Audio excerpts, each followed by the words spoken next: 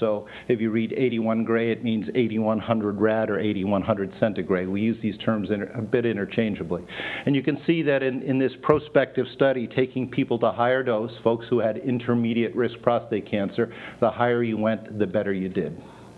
This has been followed up with a number of randomized trials where people got high doses of radiation, 78 gray versus 70, et cetera, in large multi-center trials, and corroborated the same thing, where an increase in dose was correlated with an increase in freedom from biochemical recurrence, meaning well with a normal PSA, by a fair percentage, just by taking the dose higher.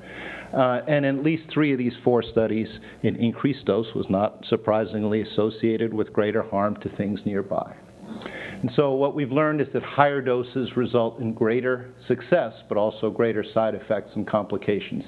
That's been shown in multi-center dose escalation trials, of which I was the PI here an age ago, in single institution studies out of Memorial, and in the large randomized trials I've shown you. So the trick is to get a high dose in without harming things nearby. What we've also learned is how you give this makes a difference. Complications are a function of how well you're doing your job. So this is a score sheet on complications, in this case gastrointestinal or largely rectal complications, on the basis of technique. And here are 3 different scores, 3 different graphs showing, in first case, at the low dose radiation that was given some years ago with conventional techniques, there was a certain degree of complications. As you increased the dose a little higher, the complications went up in those patients. But if you went even higher still and you improved your technology with the different types of X-ray technology we have today, you could bring your complications down in line with the older technology at a much lower dose. So you've made a gain. Higher dose, same complications. So why protons for prostate cancer? And I view protons as a tool for getting close to what the radiation ideal, which is to treat the tumor, the whole tumor, and nothing but the tumor.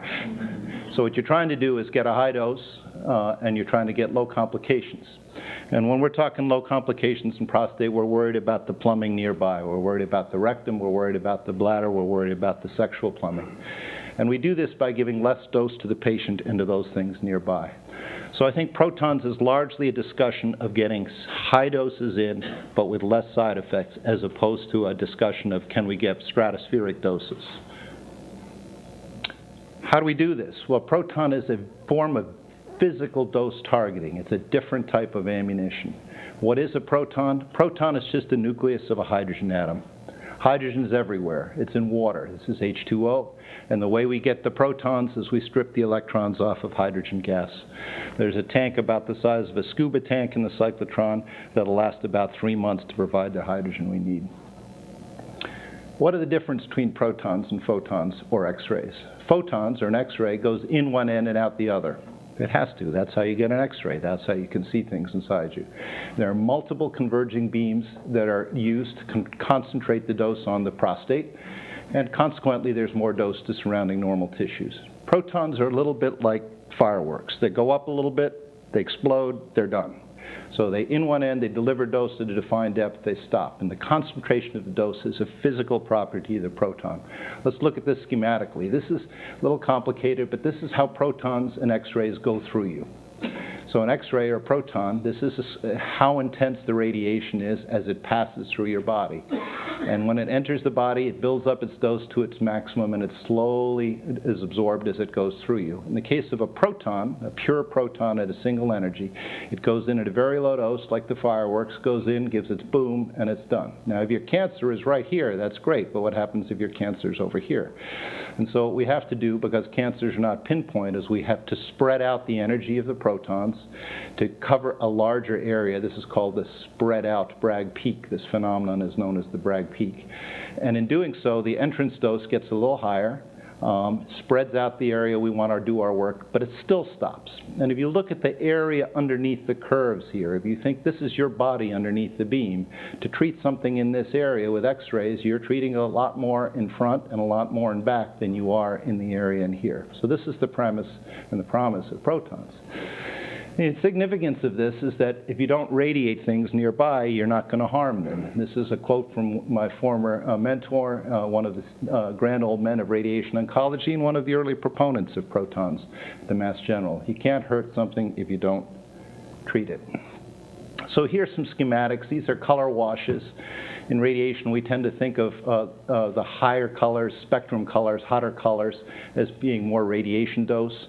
There is no heat with radiation. It takes a massive amount of radiation to generate any heat, so it's not really a heat map, but it's a radiation map. And if you're using a conventional X-ray over here, and this is a cross-section of a man's prostate with X-rays and protons over here, you can see some differences, like I showed you, with an X-ray beam just coming in here, more dose in front, getting the dose to the prostate here, less dose to the rectum, and then it fizzles out on the way back. And even when you crossfire it from multiple directions, you'll have this area that sort of bleeds out beyond the area that you're interested treating in the prostate.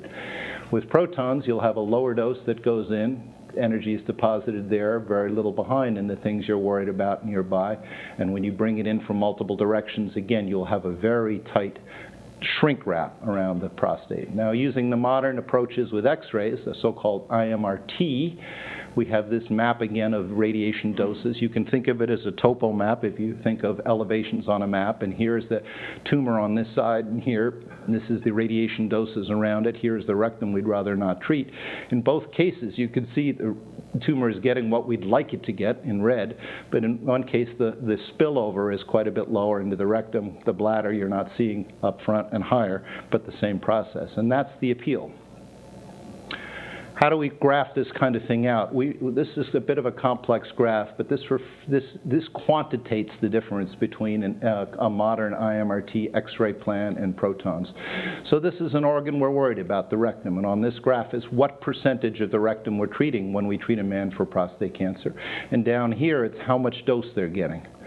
And up here is what you would get when you take a number of patients and you look at the distribution of doses to their rectum when they're getting treated with X-rays, and the same group of patients when they're treated with protons. These box plots represent a population, and this line through the middle is the median.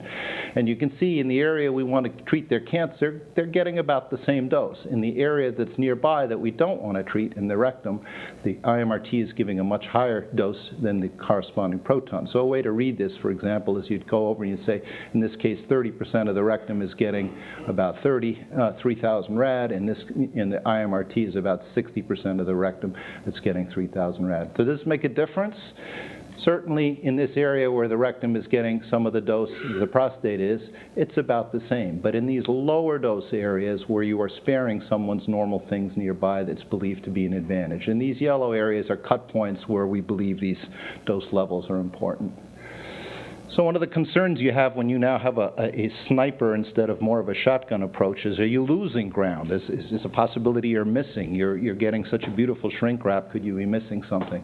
And retrospective comparisons are always hazardous, but this is a comparison of outcomes, just plain old cure rates in men who high-dose radiation using either X-ray technology, so-called intensity modulated radiation therapy, from the Memorial Sloan Kettering group, which is the large single institution experience group, and with a proton oncology group, collaborative group, that gave about the same dose. This is their 10-year results, and I would not claim superiority here because there's no particular reason to think that protons will be better for a given dose than X-ray, but there's certainly no evidence to think they're worse. So by being more accurate, it doesn't look like you're giving up ground. This is a very complicated slide, and it looks at complications, and we're looking mostly at what we call grade 3 complications in the GU, which is largely bladder, and in the rectum, which is the GI, which is largely rectum. And in proton experience, they're very low percentage of that. So when the things that we're hoping for, can you protect a person's plumbing in terms of the urine and bowel, the risk of these complications are very low. They're listed down here on this series from the protons in Florida. Here's the series from Loma Linda, and they're compared to the similar numbers from other X-ray series, a variety of X-ray series with different doses and technologies. And these double numbers are different ways of looking at these. But you can see they compare quite favorably in this comparison. What about sexual plumbing? There's 260 patients under year 860 of age, and protons looks like it does a pretty good job there as well. So these are men that are 90-some% potent at the beginning of treatment, and the first 2 years afterward, the great majority of them maintain their potency. Whenever we give radiation, we're worried about radiation side effects 20, 30 years down the line because radiation causes cancer as well as cures it. That risk is very low in men with prostate cancer, it's probably on order of 1% or so. And the estimates, however, because you are shrink wrapping the radiation with protons a little tighter than X-ray, is the available estimates is that that should be less. It's a study that's never going to be done clinically. You're never going to have 10,000 men get protons versus 10,000 men with X-rays to see who has more second cancers 20 years later because there just isn't the funding to be able to do that kind of thing. A little look at the Proton Center at Northwest. This is the layout. We have 4 rooms. They have a little different capabilities, and we plan to treat different things in different rooms. The cyclotron, which generates things, is down here. There is a fixed beam, a room where the dose comes straight out the side, and this is what most prostate patients are treated in. There's areas that have different degrees of tilting, and then there's a room where the gantry, where the radiation machine can go in any direction it wants within millimeter precision. Why not have 4 of these? I'll show you in a little while why not, but certainly one of the issues is cost. So the beam is generated here, hydrogen stripped, protons come off hydrogen, they're swung around in a centrifugal fashion in this cyclotron, electromagnets, they're spun out and delivered into each room with a traffic director deciding where the beam goes depending on who's lying down that day. Cyclotron was installed in March. This was brought into Seattle at 2 in the morning on a truck with over 100 wheels in it. The high 5 was closed. It was shipped in through Tacoma, and it had over 100 wheels in it so that the weight would not collapse the Aurora Bridge. And it was to distribute, I think, 1,000 pounds per wheel or something along that line. The big rig here is being lowered into the back door of the Cancer Care Alliance facility, and here it is in place. The protons get stripped off, accelerated. They're shot down a long corridor. These are all bending magnets. They accelerate these protons to near the speed of light, shoot them down the corridor, deliver them to the other end within 5 millimeters accuracy. It's almost science fiction. Why don't we have more than one gantry? This is our gantry being built in Belgium. This is the one that rotates around. The person is in the inside. The beam can rotate around on these rollers, supported by these motors. Here's the engineer for scale. These are expensive to build. And this is what you see if you're lying down under this machine. If you're in the gantry room, this can rotate around. The whole superstructure is outside of this shell. So right now we have 4 treatment rooms. The gantry you've seen, the 2 that have variable angles but not the full rotation, and the fixed beam. We have 3 in service. They have to be carefully brought up to speed. Pencil beam, which I'll go into in just a minute, is in 1 room and will be in the gantry in the next room, and we've treated 150 patients so far. There are 2 types of protons you'll read about. We have the state-of-the-art in both, uniform scanning. This is a cross-section of a person's prostate. They're lying on their back. Here's the rectum, here's the bladder, here's the prostate target. Here's a little wiggle room around it that takes into account uncertainty of positioning. The beams are coming in through either end, and these are the topo lines with the most intense radiation dose in the middle, and less are going to the periphery. You can see there's a little difference between uniform scanning and pencil beam. This is a type of treatment that allows you to fill up the bucket, essentially in layers of protons, with a smoothing out for a person's individual geometry, even fills the bucket so you're seeing something a little rectangular. Pencil beam is a little more like a 3D inkjet printer. You're literally putting down, like I have a laser here, spots of protons and scanning them of various energies and various depths so you can shrink wrap this even tighter. This is what we go through in terms of the workflow when we're planning somebody's prostate cancer. This is a cross-sectional view. This is a person lying sliced down the middle, head to foot. This is a person sliced the other way with upside down with their legs going up here and their head down here. And we have a very good way of visualizing what we're doing, aiming the beam. And these graphs that we generate is an entire dashboard of all the normal things nearby that are potentially getting harmed with the analysis I showed you earlier. What percentage of each gland is getting what percentage of the dose? And we have metrics for that. And this is the view on the machine. Those of you who've already had protons will recognize that there is a balloon in the rectum, and those of you who've had protons will have joined the Brotherhood of the Balloon, or Bob, because this is put into the rectum to keep the prostate in the same position and to provide a water cushion behind the prostate to keep the radiation, the proton penetration the same. If you're having uniform scattering, there's a custom aperture that's cut into brass to shape the radiation beam. It's pretty thick, pretty heavy. It's used individually and then for you and then melted down later. And everyone's body's a little different shape, and so there is this compensator that is milled out of plastic to make sure that the dose goes in through your particular bone density and diameter. This is scanned electronically. You'll see a little laser spot on here going over this spot by spot and checking the compensator. And each field will have a compensator and a brass aperture to aim the beam. When you lie on the table, we'll have a beam's eye view of the prostate in here in purple with magenta, the lighter color lilac, again, the area of uncertainty. This is the whole area we're targeting. Everyone will have 3 markers put in by Drs. Lynn, Wright, or Ellis, or Gore, perhaps even, and to help us aim each day with the treatment. Again, this is a very shrink-wrapped radiation field. This is a view down the middle. And this is my signal. That's my signal to close up. Okay. Well, we'll get through pretty quick here. Just to give you a context, this is the highest dose. This is a dose out here that's getting about 300 rad. And in my X-ray patients, this 300 rad would probably be closer to 3,000 rad. Pelvic lymph nodes can now be treated with a pencil beam. Here's the target in the prostate. Here's the target in the lymph glands.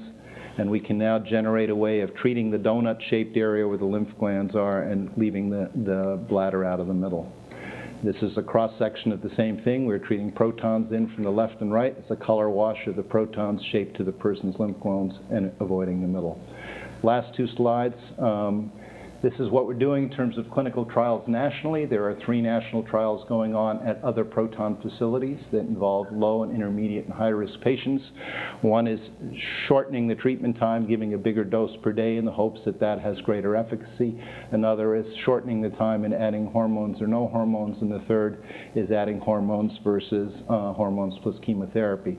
All sites are registering all patients, collecting data prospectively. There's over 3,000 patients on a registry.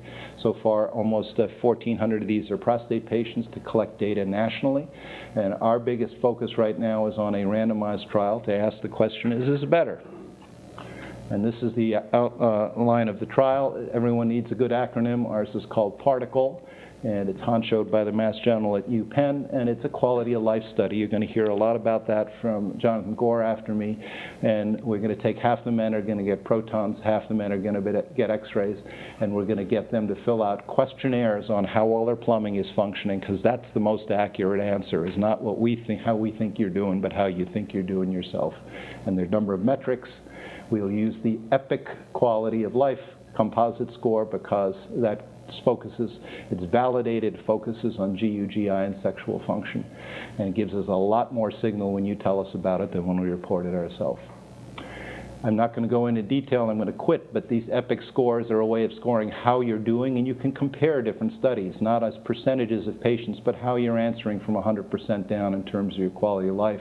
Here is one on prostatectomy, radiation, and brachytherapy, and it gives men and men a way to compare how they're going to do going through different treatments. So that's all I have to say.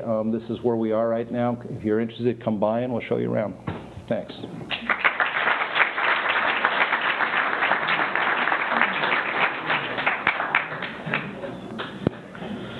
I'm sure there'll be a lot of questions for Dr. Russell during our Q&A session. So our last speaker for this session is Dr. John Gore, who's a professor in urology. He's a urologist, a surgeon. And he's delved into an area that's very important, and that is understanding quality of care. We all want to do better in all aspects of prostate cancer care, and one way to do better is to understand where we are now and understand how care varies, how outcomes vary, both good outcomes and bad outcomes. So his research has really delved into that, and he'll describe some emphasis in that area. John?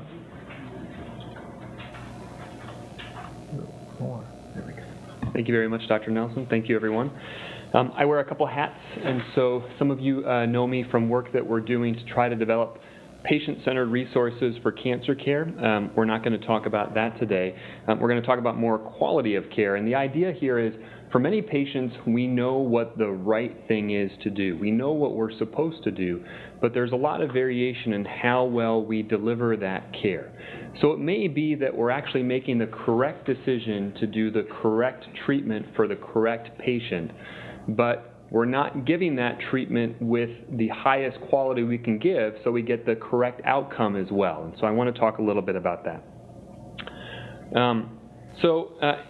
A couple things that I'm going to cover today.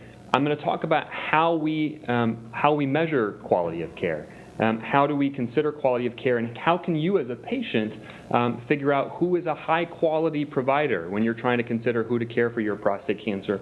And then I'm going to spend most of the time talking about what we're doing in Washington State and through the IPCR to improve treatment outcomes in prostate cancer.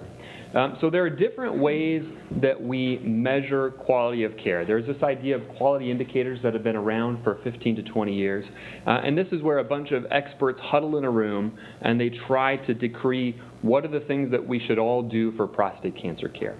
And these are what are called processes of care. These aren't necessarily that we should all have these threshold of outcomes or that we should do have sort of this level of infrastructure to deliver the care that we have. It's more like, when we book someone for a prostatectomy, are we making sure that we ask our patients about their sexual function and urinary function? There are these processes of care, and the problem with these quality indicators is that might not actually be associated with a patient-centered or a meaningful outcome. There's also some initiatives at a higher level. So for one of them, the Center for Medicare and Medicaid Services, CMS, the Physician Quality Reporting System, this is a large effort to try to take maybe these quality indicators and look at what can we implement in clinical practice and use to measure providers. But there's not really anything out there for prostate cancer that really discriminates the quality of care that we deliver. So really the only quality measures that are relevant to prostate cancer care are one about whether we're overusing X-ray tests in our evaluation and staging of prostate cancer, which is more of a healthcare utilization question, not a patient-centered clinical outcome question, and then about what type of radiation is delivered. But that's sort of an antiquated question with the modern technologies that Dr. Russell just mentioned. And there are a number of payer-led quality initiatives. Within our field, within urology, probably one of the biggest ones is sponsored by Blue Cross Blue Shield of Michigan, where they're measuring detailed outcomes for prostate cancer patients in that state.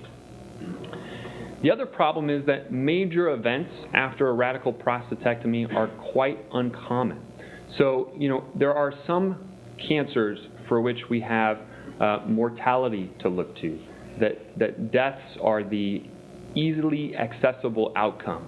But even in high-risk prostate cancer, that can take many years to manifest. So it can be very challenging to identify what events are important to measure. And because of that, when we look at prostatectomy care, surgery for prostate cancer, it's hard to look at perioperative outcomes around the time of surgery, and figure out who is doing a good job and who is doing a bad job. So I think there is a definite opportunity to improve how we measure the quality of care that we deliver, and also how we can identify strategies to improve that care. So how can you as a patient identify high-quality providers? And a lot of what I'm going to talk about here derives from the National Quality Forum, which is the organization at the national level that is in charge of trying to understand how we measure quality and is associated with the CMS Physician Quality Reporting System. And so at their annual meeting this year, the entire meeting was about how patients can use data to better understand the quality of the providers they see for a number of conditions. It wasn't cancer focused. So this is the website Hospital Compare.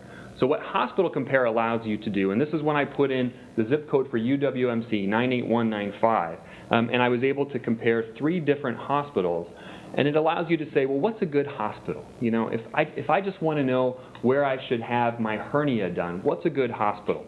And it'll tell you, if you look at this, whether your hospital is no different, worse, or better than the U.S. national rate.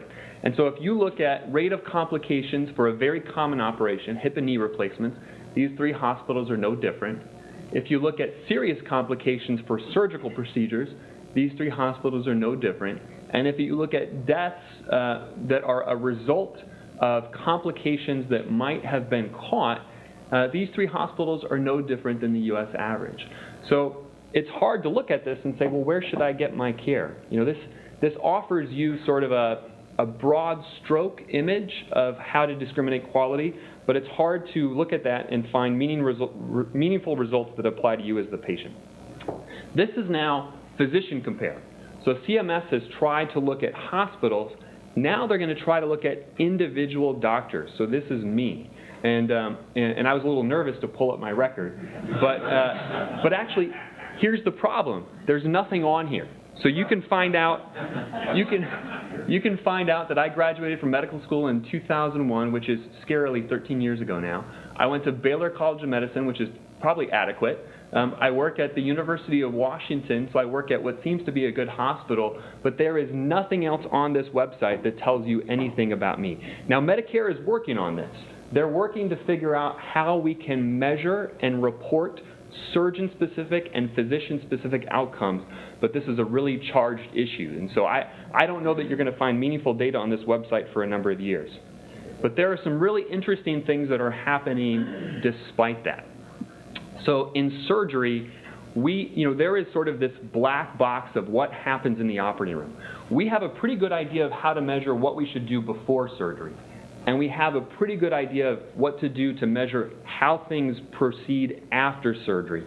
But what happens in that black box between when a patient is wheeled into the operating room and wheeled out, it's very hard to measure that. It's very hard to measure surgeon judgment, tissue handling, anatomic tissue layer recognition, all the things that maybe are important to how good a surgeon is. So what the Society for Thoracic Surgery has done is they've said, look, we need to figure this out. We need to unlock this black box. And they've come up with a fairly complex algorithm for how they measure morbidity and mortality from the surgeries they provide. They've been doing this for over a decade. Oh my gosh. Okay, they've been doing this for over a decade. And actually now they've partnered with Consumer Reports. So you can go on Consumer Reports and get a profile for your thoracic surgeon that has some of that more detailed information. And I think more of the societies are going to look at that. In fact, our own society, the American Urological Association, is trying to model what the STS is doing to figure out how we can get on board. And that way, we as the surgeons have a really good stakeholder role in how these outcomes that we're going to be judged on are measured. So I have to zoom a little bit because I want to show you what we're doing in Washington State. So this is one of my favorite lines, and it really is, it's more tailored toward retail. The idea that you cannot provide a high-quality product at a low cost. And so this is from the book Built to Last by Jim Collins, and he talks about this tyranny of the or, that you have to choose between quality and cost. Well, maybe we don't have to make this choice, that maybe even in healthcare we can adopt the genius of the and, where we as providers can provide high-quality care at low cost. And so we're trying to figure out how we can do that here in Washington State. And we're doing that through a partnership with hospitals called the Surgical Clinical Outcomes Assessment Program. And in urology, we're now at 14 hospitals out of the 52 acute care hospitals in Washington State. We're at the top 10 hospitals for prostatectomy care. So all of the hospitals that provide high-volume prostatectomy care in Washington State, we're measuring outcomes. And we're measuring health outcomes and quality of life. And the idea is to reduce costs to hospitals, but also to increase quality for patients, raise the water level so that everyone is getting good care. There is a possibility that this can be integrated into quality reporting so that surgeons that participate in this can opt out of some of these other things that we've been talking about. So we've been measuring outcomes for 3 years now. We've enrolled 535 cases. The profile of the patients that are getting prostatectomies in Washington State matches other registries. Most of these patients are younger, healthier, and when we look at where people are getting their care, there definitely are some dominant hospitals in terms of hospital volume, but a lot of hospitals out there are providing prostatectomy care. And when we look at the pathology that people have when you take out their prostate, a number of these patients have higher risk cancers, but there also may be a quality improvement opportunity in pathology reporting. Some of these patients are getting declared to have T2 disease without further pathologic substratification. So some of our quality improvement may not just be around surgeons, but it may be around pathology reporting. In terms of what surgeries people are having, as with most other registries, most of these surgeries are robotic. In terms of positive margin rates, so this is impactful for a number of reasons. Dr. Wright and Dr. Lin have shown that positive margins are associated with biochemical recurrence and prostate cancer mortality, but it's also associated with morbidity. If you have a positive surgical margin, you're more likely to go on to adjuvant radiation therapy, which might impact your quality of life. And you can see that there's some variation in how well the surgeons in our collaborative avoid positive